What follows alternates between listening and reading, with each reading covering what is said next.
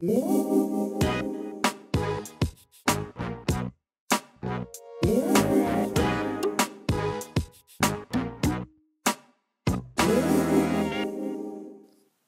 this is Food Offensive Weekly News for March 18th, 2013, and as always, there is a lot of GMO news, and that pretty much dominates some of the top stories this week, including some labeling, mostly labeling issues surrounding GMOs in a couple more states that have stepped up, and then of course an action alert this week concerning both activism and also negative things that could happen with that activism, but we'll get to that shortly here.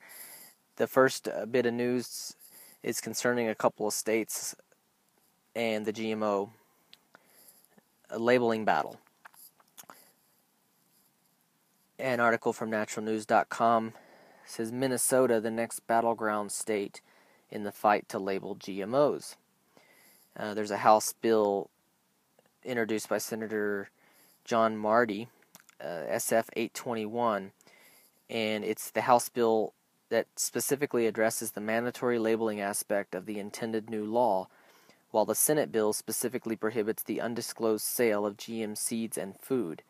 Now, the undisclosed sale of GM seeds is big because, of course, Minnesota is a large farming state, and so this is definitely a big issue, and this article will actually point out the fact that it says, not surprisingly, in a state heavily controlled by corporate agricultural interests, efforts are already afoot to block the legislation from passing. And Representative Clark, who introduced, actually a different representative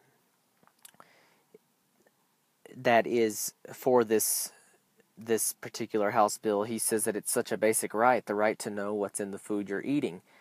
And he says this legislation is really a very moderate step. It doesn't ban genetically modified ingredients. It just lets consumers know about them so that they can make their own choices. And that's really the whole point, I would add, with this labeling battle that we're in.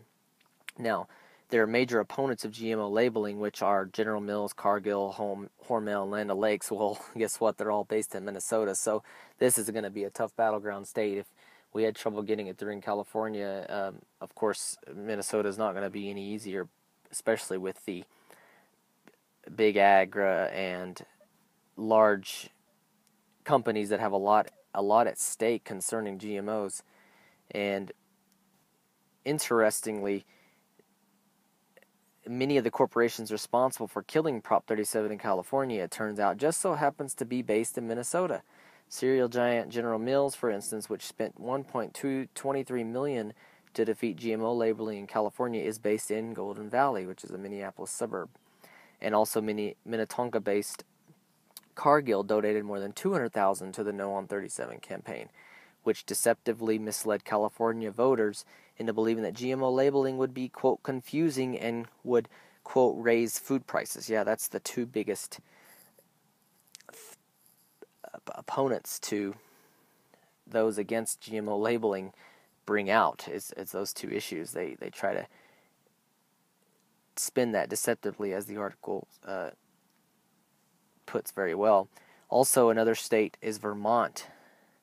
And Vermont, very well, as this article titles, it could become the first state with mandatory GMO food labeling laws. And this is a recent passage of H112 by the Vermont House Committee on Agricultural and Forest Products. And this bill would require producers to put labels on raw agricultural, processed, and packaged food products that contain GM ingredients. But this affirmation is just the first step in a potentially long journey towards transparency in food labeling.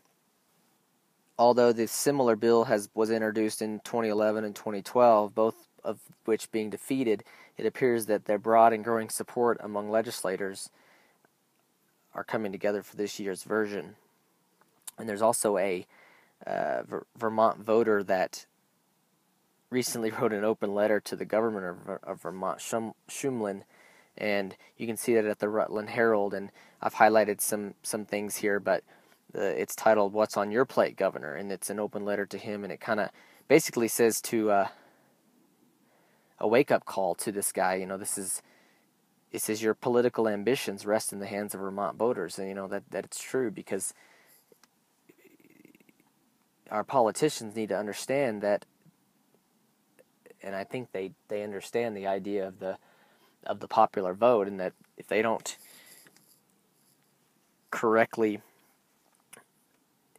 appeal to that popular vote, then they're going to have some issues getting reelected or staying in office altogether. So I think that letter really puts it to the point. You can see that at the Rutland Herald and shortly here on screen. But another thing concerning GMO labeling, and that's the issue of the Whole Foods announcement that came out requiring the labeling of GMOs, and this is huge. And I'll tell you why here. Going to the first article here, and it's straight from Whole Foods website. And this is their, I guess would be their official announcement. Now, it's titled GMO Labeling Coming to Whole Foods Market, and this has been the buzz this week, and it's really a huge step towards a victory in labeling. And we'll look at why, and we'll also look at some potential pitfalls or why possibly this came about and what made Whole Foods step up and do this.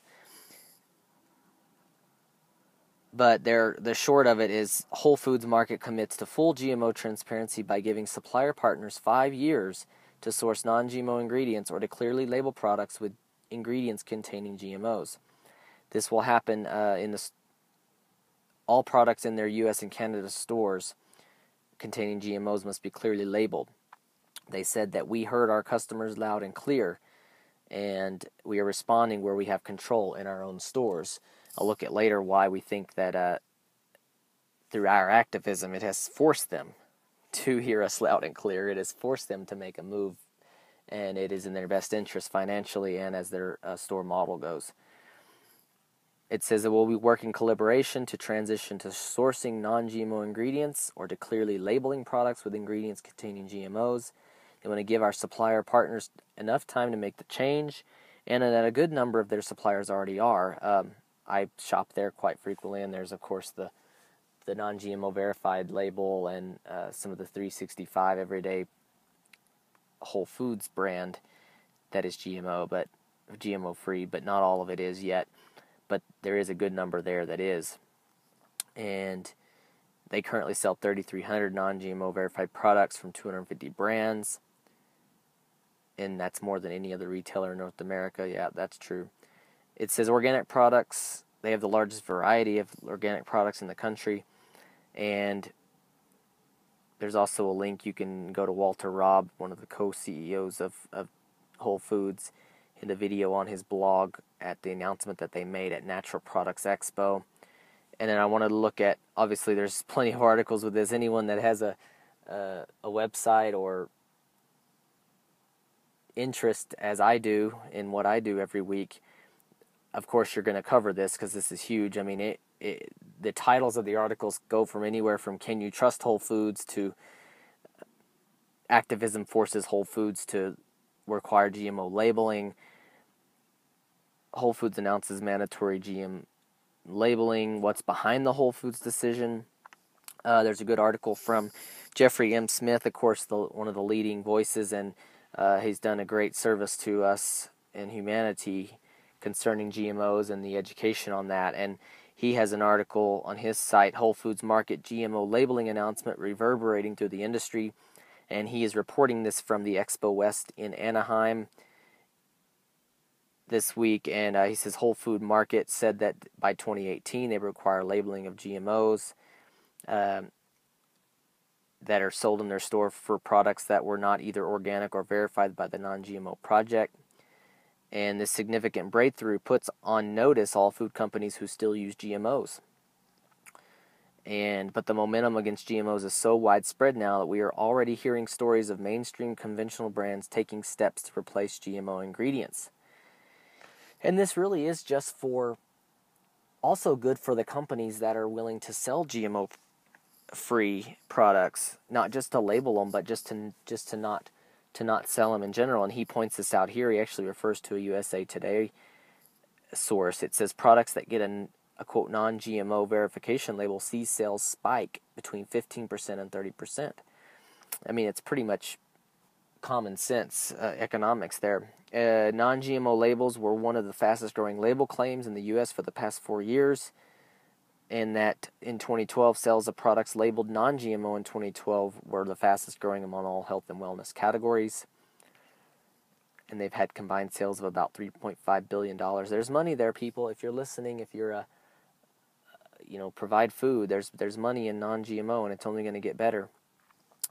There's due to more. Actually, this is what's surprising me. It says due to more and more physicians in their area prescribing non-GMO diets. He talked to several people that natural food store managers saying that physicians are actually prescribing non-GMO diets. So that's a huge thing, and I'm very surprised to hear that. It says consumer rejection of GMOs is being reflected in the demand for mandatory labeling, which is already enjoyed by 3 billion people in 62 other countries. I look at this and point this out every single time just about that I do a video on concerning this particular topic, and the fact that we're one of the few countries, especially one of the only large and industrial societies that don't require the labeling. Many other countries do, and almost half the world does when you look at population and people. And he says to end, we are all well on our way to seeing the tipping point of consumer rejection of GMOs. And it's well put, many good points there. And of course, Natural News, who helped last year when Whole Foods was getting into some trouble concerning the GMO issue and organics, some of their deceptive practices that were being reported on, and I covered in several videos. Whole Foods Natural News comes again expectingly also from the angle of reminding us of what just happened, but also going forward that this is a huge step in what Whole Foods is doing. And it's in this particular article. He had several this week, but Mike Adams covers his article titled Whole Foods Announces Mandatory GMO Labeling by 2018. Here's how it happened. And he says it's a brilliant move for Whole Foods, given that by 2018, anyone who wants to be certain whether they are avoiding GMOs will gladly choose to do all their shopping at Whole Foods. After all, if Albertsons, for example, doesn't require GMO labeling while Whole Foods does, in which store would you rather shop? Well, Whole Foods, and of course myself as well. And then he brings up the fact that he helped get out the word about the 2012 release of the Organic Spies video, when it was supposedly or actually did catch Whole Foods employees caught on camera trying to lie to customers about GMOs, or I would add just ignorant about the issue.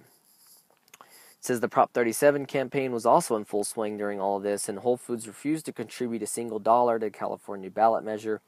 After being confronted and publicly shamed, Whole Foods executive did quietly contribute $25,000, but only after being called out for failing to support the campaign. So he blames them, only after being forced to do that. And as the StreetInsider.com reports, it's the first national grocery chain to set a deadline for full GMO transparency. This is a huge step in the future of labeling in GMOs. And he says Whole Foods CEO John Mackey never makes a decision unless it's in his financial interest to do so. And as his history of false identity, Wild Oats blogging shows, he's not beyond engaging in wild deceptions in order to make more money for himself and his investors. Ultimately, Mackey and the Whole Foods executives realized that what I've been trying to tell them for months, that if they didn't get behind GMO labeling, they were going to lose everything. promoting GMO labeling isn't simply a choice of ethics for Whole Foods. It's a matter of economic survival.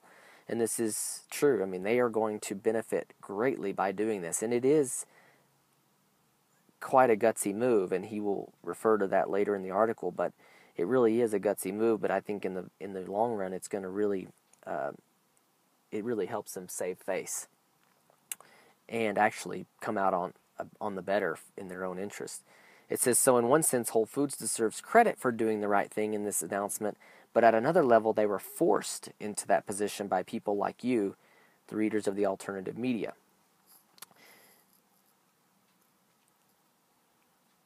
And it says, if anything, Whole Foods has decided to do the right thing only as a last resort, after being forced to do so by the alternative media and grassroots activists.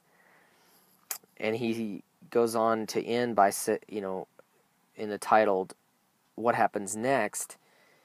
And he says, despite everything written above, if Whole Foods has the guts to make a public announcement like this, they will have my support in this endeavor.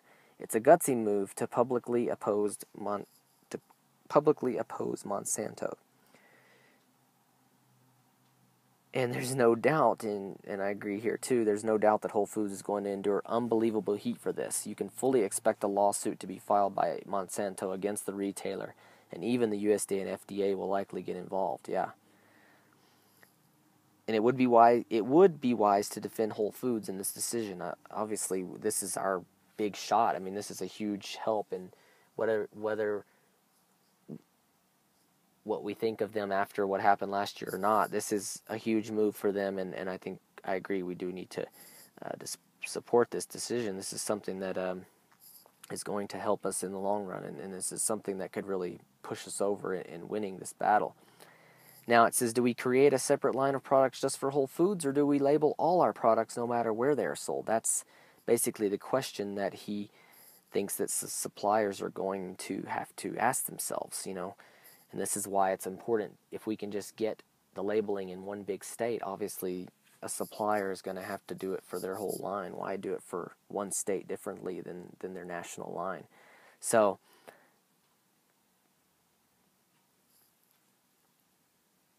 it says, who are losers in all of this? Well, Monsanto and the biotech industry.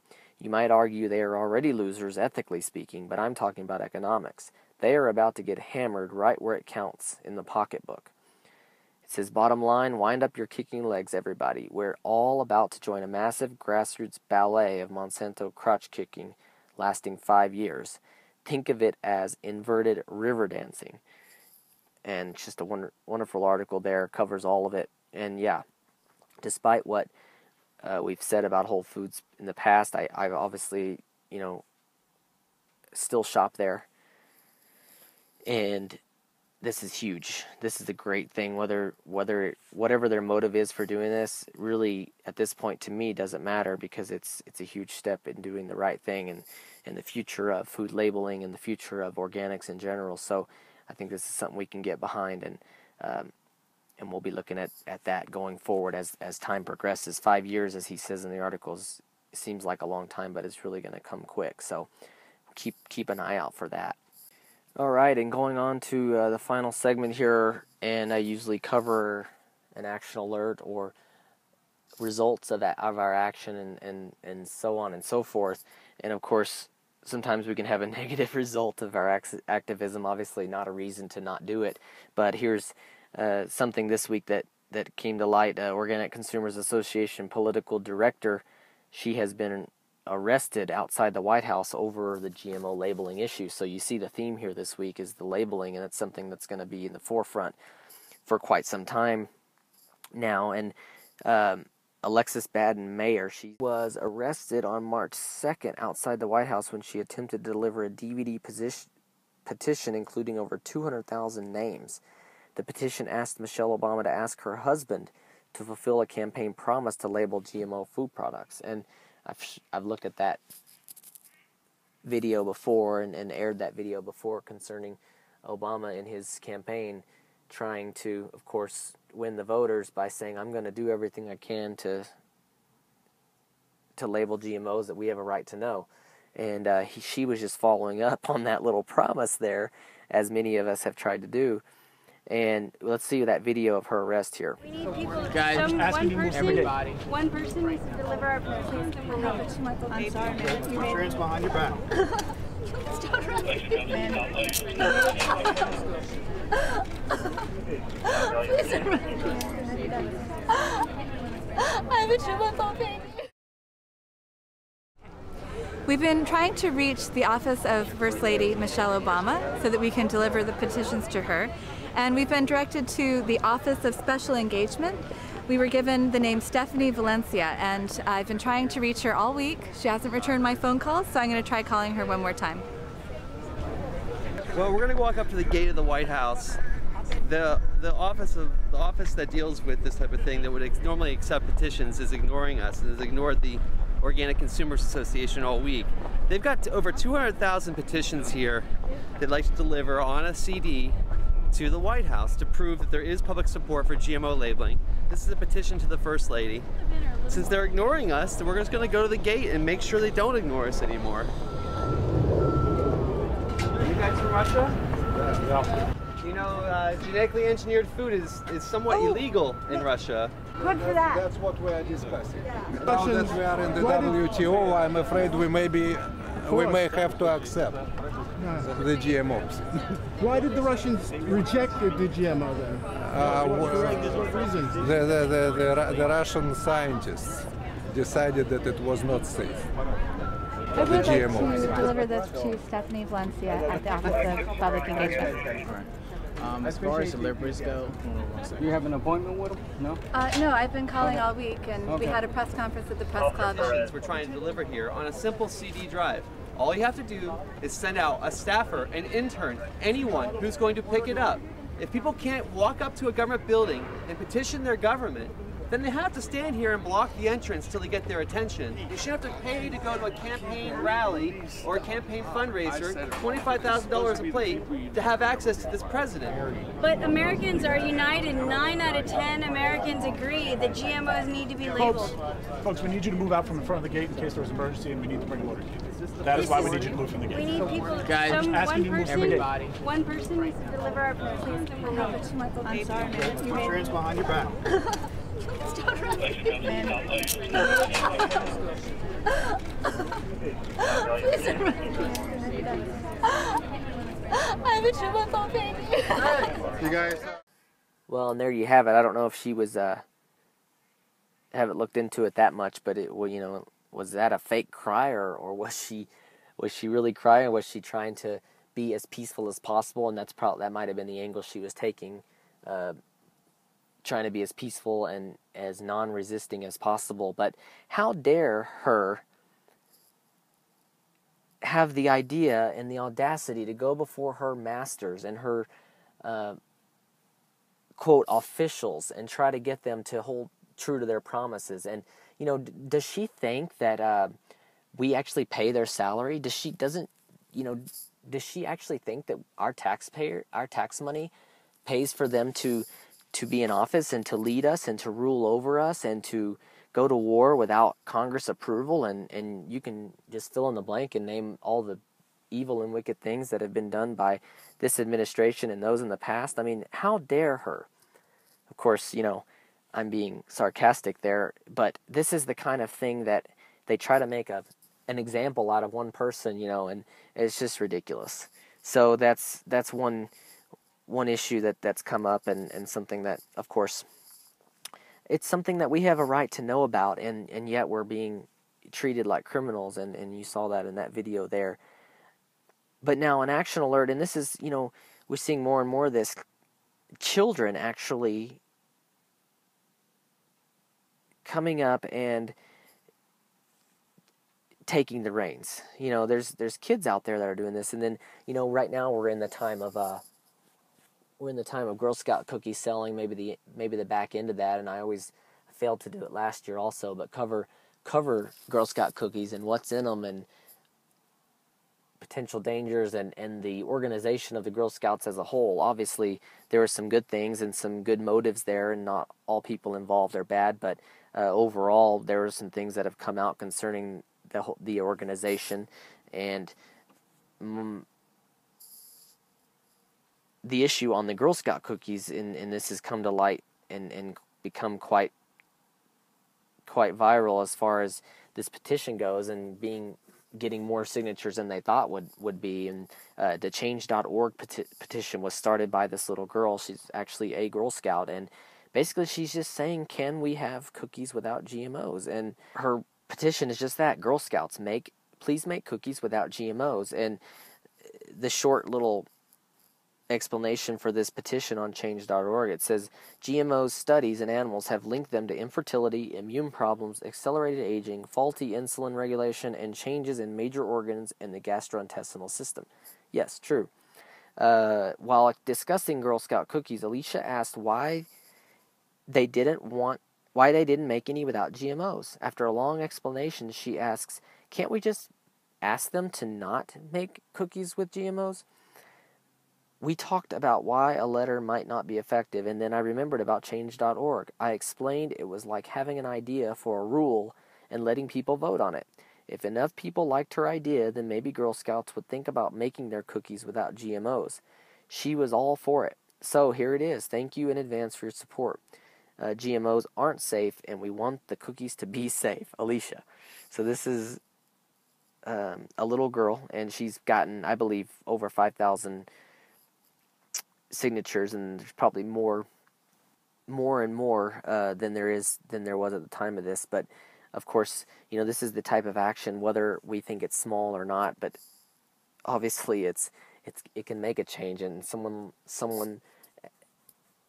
this young can see the fact that these things aren't safe for us, and she has a conscience and doesn't want to sell them and is requesting that they make it without it. Well, here's my message to Girl Scouts. How about you make a line of non-GMO or flat-out organic cookies, and really, you can charge more for them. People are willing to pay more for them, and as we can see, 15 to 30% spike in sales of products that are labeled as non-GMO. What else do you need as a business model to sell you on the idea that you're going to make more money selling the right products? And so there you have it. Well, that's all the time I have for this week, as I get caught up here on some other things and try to get videos out sooner by making quick little edits and quick little videos in addition to the weekly reports. But until next time, stay tuned. This is foodoffensive.com coming at you from the front lines of our food supply. Thank you for joining me.